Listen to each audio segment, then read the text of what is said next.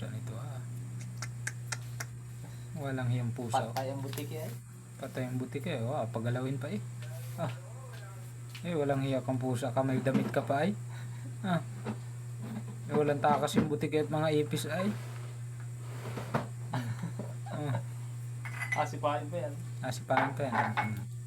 Oh, lagutok na yung ulo ay oh. Walang hiyang pusa nito. Oo, lagutok yung ulo oh. Nakagat oh. Wala pang sungot.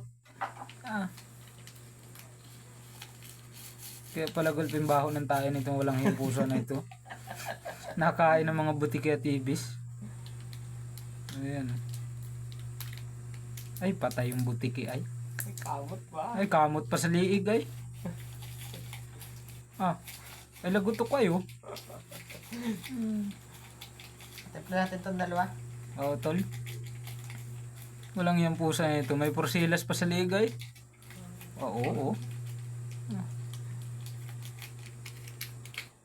Ay, walang hiyang kang pusa ka. Kinain ng diretso. Ay, kinakain na oh.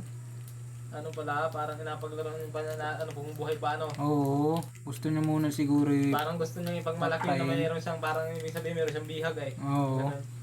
Asan na bagay isang pusa? Tamang galit niyan pag alam na agawan siya. Nasaan? Tingin. Nasaan yung mga pusa? Doon sa... Hindi ka. Ay, gulping nga tayo na yun. Bilsi tol, mauubos na yung butiki. Tapos na yan? Bilsi. Ubusan niya. O, tamutang galit oh.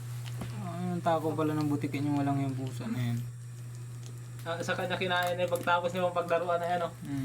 Siniguradong patay na patay na. Ay, hindi tinurhan yung kapatid ay oh. Pinatutulog eh. Kaya ganun, ayaw niya kainin ng buhay pa. Oo. Tsaka yun eh, ano, parang inapagmalaki niya muna yan. Oo, nakahuli siya no. Nakahuli siya, meron siyang bihag pa. Kanina ipis ang binanatan ay. Kaya pala gulping baho ng tayo na walang yung pusa na ito. Yan Pero pala ang kataka ka nakain. dyan, hindi ba